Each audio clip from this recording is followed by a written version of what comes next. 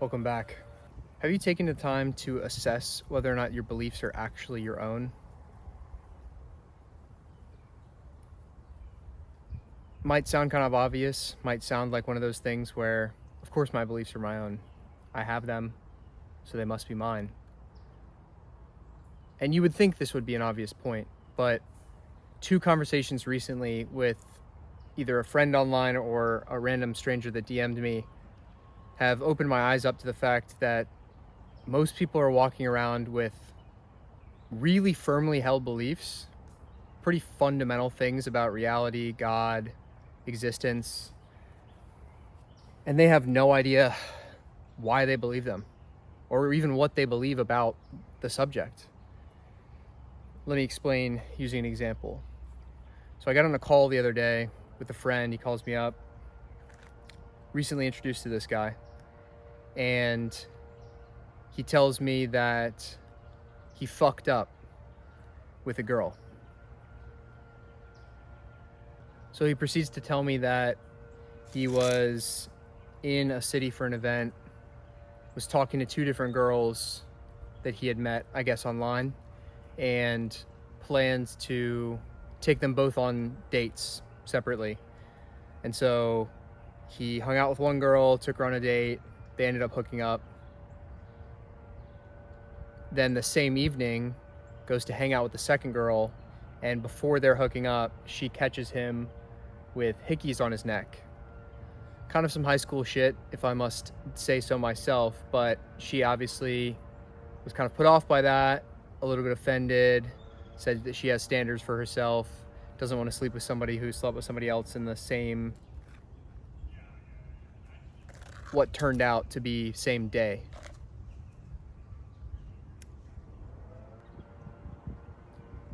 And then they proceed to have some sort of lecture experience about, what if the roles were reversed? If I was a girl, you were a guy. And he's telling me that this deeply affected him. He basically spent the next 24 hours talking to friends about it, beating himself up, saying that he feels like a piece of shit.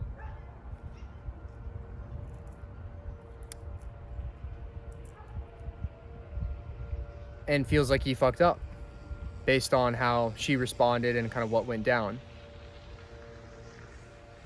And what I asked him was like, well, what do you think you did wrong?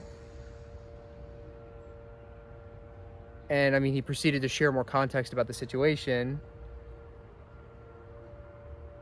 But as I spoke to him, assuming you're not within the Judeo-Christian paradigm of waiting till marriage,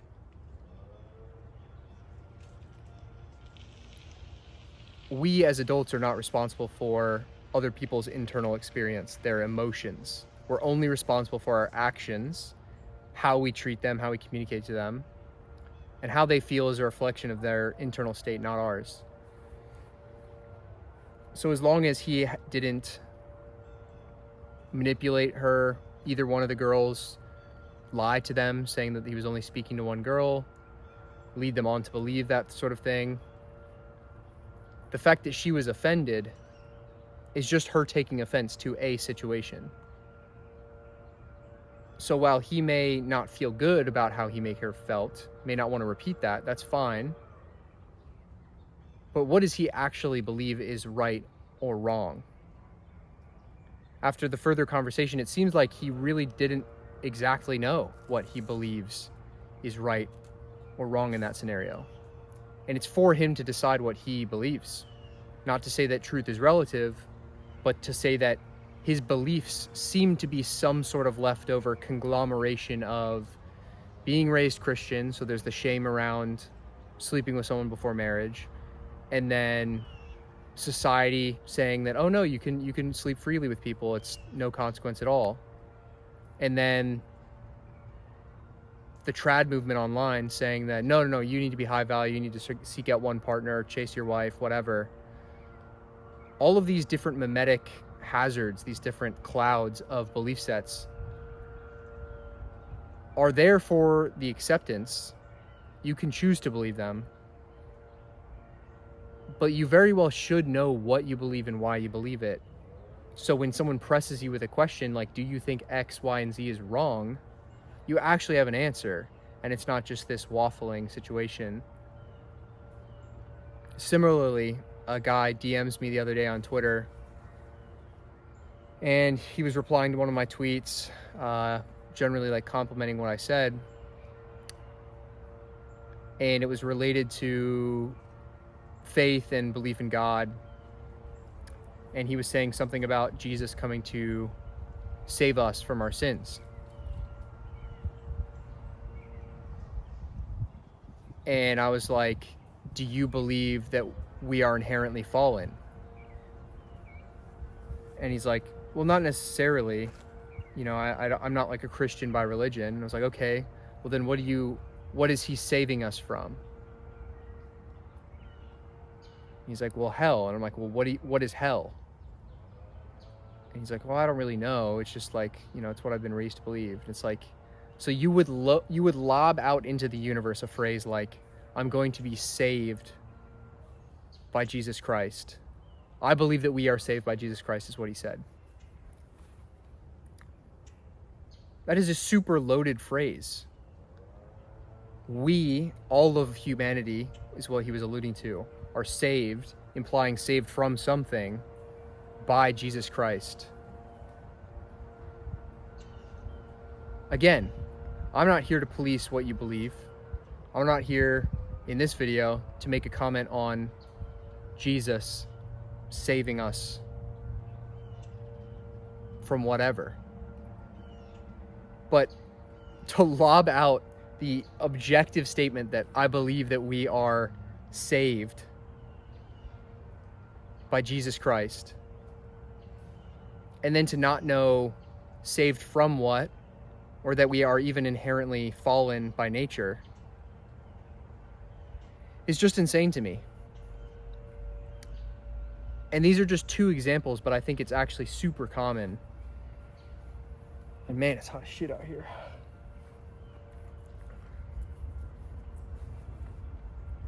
It's very common, and surprisingly common in my opinion.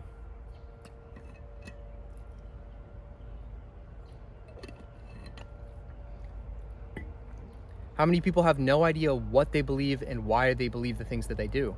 And they're operating with all of this underlying programming.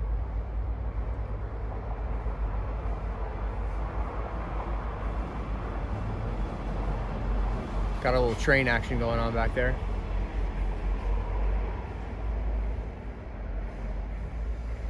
All of this underlying programming completely running your life.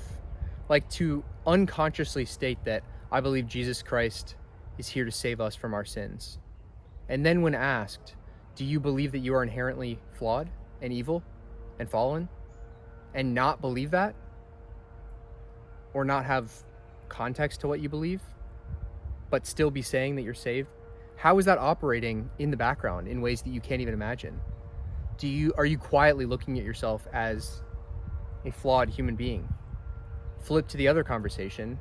If every time that you hook up with a girl, you may say out loud that you're okay with it, but if part of you thinks and accepts the belief that, no, this is actually wrong, you shouldn't sleep with a bunch of people. He even called himself a male slut for sleeping with two people in the same night. Whether you believe that or not, do you think it's healthy to believe that about yourself and then go continue to pursue short-term relationships? What I'm basically getting at here is the immense incongruency with thoughts and then the way we choose to live our life. And in the finite, that may have no immediate consequence. But if you drag that out over the course of your entire life or a long period of your life, I think that sort of cognitive dissonance wears on you. Bare minimum, it will prevent you from getting the results you want in your life.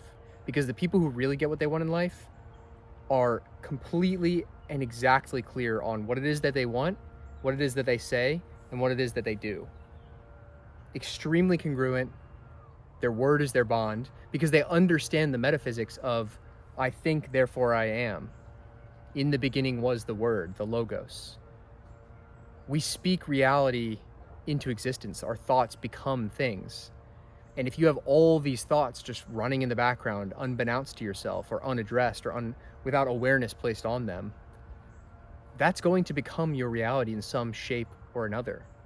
In this first kid scenario, I would imagine he's going to learn this sort of painful, uncomfortable lesson in relationship over and over and over again until he takes the time to sit back, and maybe our conversation will bring some light. He'll take some time to reflect, and he'll be able to make some directional pivots, do a bit of a belief audit, a worldview audit.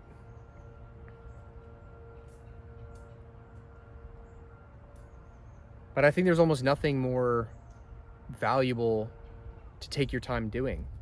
Not to say that we should spend all our time in thought. In fact, I think most people spend way too much time in their head. But that's what I told this kid. I was like, honestly, bro, it sounds like you are a young guy. You're horny and healthy. You're attracted to young women. You were attracted to 2 women. You were seeking out a physical experience with them for fun. And then because one of those girls was partially offended that you slept with another girl, you spent the next day and a half like beating yourself up, staying in your room, sad, emotional, questioning yourself. It kind of sounds like you're a chick. Are you really going to let somebody else, especially a woman, dictate your internal state? Add on top of that the fact that it was based on her beliefs. Things that she said to him were good or bad, right or wrong. That he was like, yeah, you're right.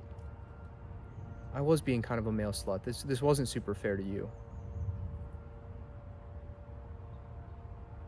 Again, I'm not advocating short-term relationships. Anyone that follows this channel knows that I champion, at least for most people, investing into one person, monogamous relationship, trading the novelty of infinitely more partners for the depth that you can build with one partner, building 15 years of lore with one rather than 1 month at a time just rolling through random partners. But all of that aside, he has to decide what he believes about that. And you shouldn't be, just because you didn't get the result that you wanted, so emotionally distraught. Because imagine if she had slept with him. Would he still feel like shit? What if she didn't see the hickey? What if there wasn't a hickey to be seen? If a hickey falls in the woods, is anyone there to see it?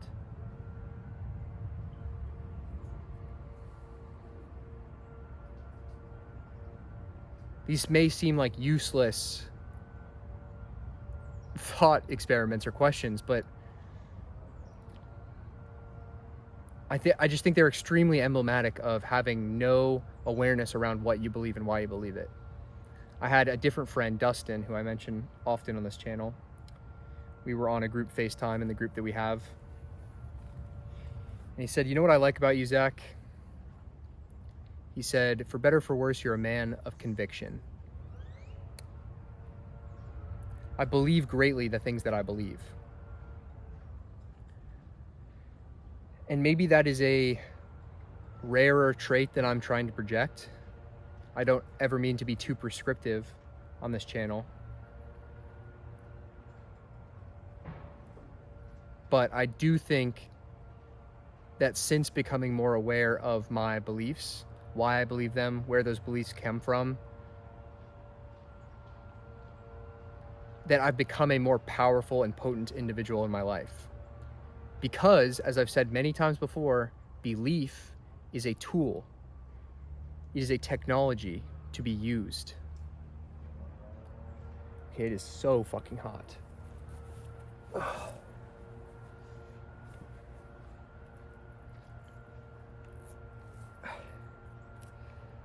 I picked this spot because I thought it was in the shade. And the sun is going straight through the trees right now, which is fine. We like the sun, but I don't know how well lit this shot is anymore.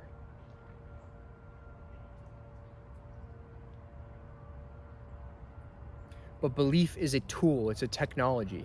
It's a tool to be used, it's a technology to be aimed. And your beliefs have two categories of two things that matter about your beliefs: the veracity and the efficacy. Veracity is how true it is, its truth value, and its efficacy is how effective or useful it is to hold on to that belief. And in a world that is increasingly full of just noise, and with that noise, a bunch of misinformation, disinformation, non-useful information in general,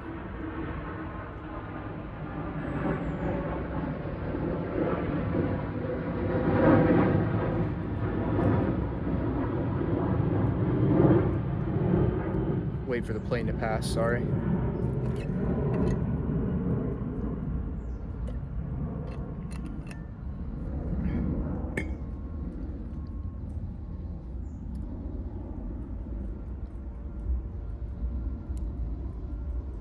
In a noisy world, filtering signal from noise is the most important thing. In a world where you can read every book ever, watch every YouTube video ever, the important part is not that you are reading or watching YouTube videos or listening to podcasts. It's which ones you choose to listen to, which ones you choose to let into your mental real estate. And beliefs are just like that. They're extremely mimetic. Humans, by our nature, want to believe things that other people believe around us. Which means it's very tempting when people put beliefs in front of you to be like, yeah, I agree with that. But do you actually agree with that? Did you actually take the time to think about it? Did you take the time to filter it based on your experience, your worldview, your Weltanschauung, your framework for reality? Did you actually take the time before just absorbing it from somebody to think like, oh, is this one true in general? But past that, because truth is hard to prove, it's more a felt experience, to be honest. Is it true based on my intuition, based on my feeling? Does it feel true? And then also, is it effective? What fruit does this belief yield in my life or others? I think most people don't even think about either of those, but especially the second. Because people walk around saying, I'm just not a people person. I've always been shy. That may be true in the sense that you have been shy thus far, but is that an effective belief to carry? Why would you say that about yourself?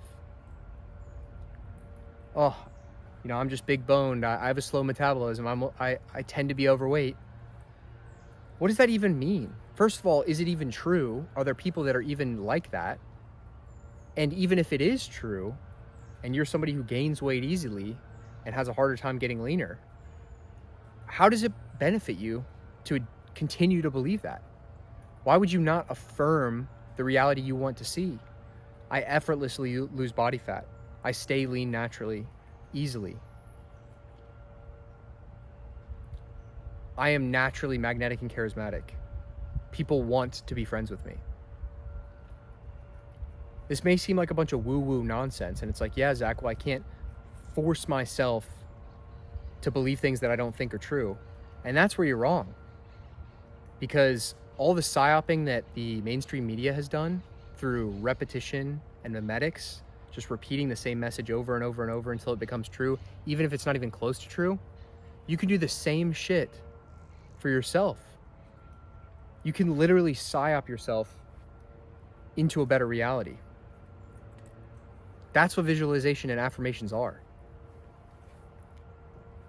Literally psyop yourself through repetition into believing a better reality for yourself, into experiencing a better reality for yourself.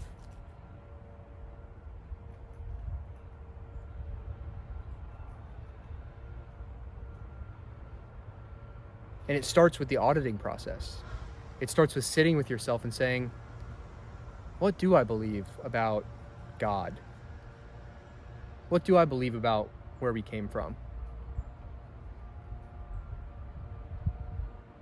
Why I'm here? What the role of men and women in relationships are? And you can't do that in a noisy environment. You can't just sit and listen to this video and think really quickly like, oh, Zach asked me this, I kind of think X, and then just move on. You actually have to sit down silently, maybe outside, with a pen and a piece of paper ideally, to slow your brain down and write this shit out. What do I believe about God? Bullet point, bullet point, bullet point, bullet point. After you do that, look through those bullet points and try to label where and when those beliefs came from for you. Oh, that one is definitely from preschool. This one was from being raised Christian. This one was from this book I read that kind of expanded my concept of God. This was from that supernatural experience I had when I was praying and I heard the voice of my dead grandfather. This was from a near-death experience. Simply bringing awareness to these things will help you know what is truly true and then also effective for you. And then what is just noise and garbage that you've accumulated along the way. The barnacles that have come along the ship just by living, passing through the oceans of time. It's natural that you're gonna get a bunch of gunk built up, but if you don't scrape the barnacles off, the ship will sink.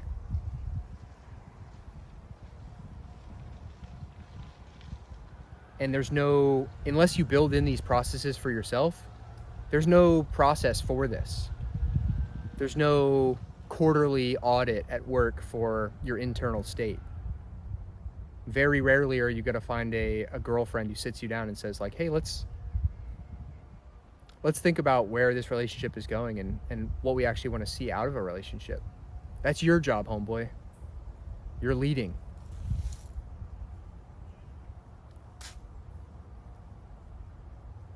And if you can't lead yourself, how are you going to lead a relationship? If you can't lead yourself, how are you going to lead a family unit? And I don't blame you for not having the tools or the context or having even thought of any of this shit before, because nobody taught it to us.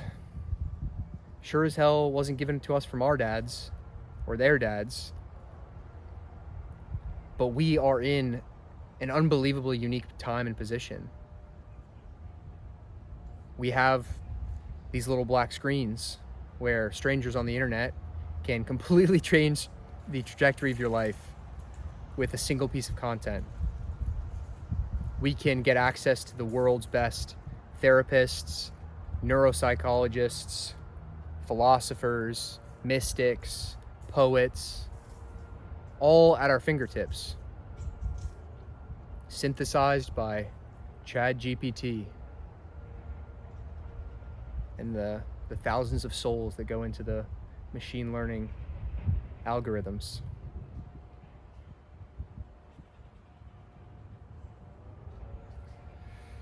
So that's what I had for today. I hope that was useful. I'm going to start to do these more often. The Vitruvian meditations are back. It's been a long hiatus, much overdue, but I think this will be a good medium of content to force myself to think clearer, just like writing for you. We read to learn about the world, we write to learn about ourselves. This is a form of output for me, talking through what I believe to see what I actually believe. Hopefully imparting some wisdom to you guys. Subscribe if you've not. I'm going to try to do these a minimum once a week on Mondays, Vitruvian Meditation Mondays. It's got a ring to it, but maybe get up to 2 or 3 a week. I'll see how the video and audio came out with the setup we got today, if we need to make adjustments. Drop any comments or thoughts on what I shared today. Be curious to see if you found it, one, valuable, but two, where this lands for you guys and any additional topics you would like me to touch on. I feel most easily able to communicate when people ask me questions. So if you have any questions, drop them below in the comments. Check out the podcast for more at length topics. We got quite the library built there, ongoing. The vlogs for my life at large outside of these strict containers. And yeah, follow on any platforms that you find valuable. I'm on Twitter, Instagram. Appreciate you guys. Be the Renaissance, and I'll see you in the next one.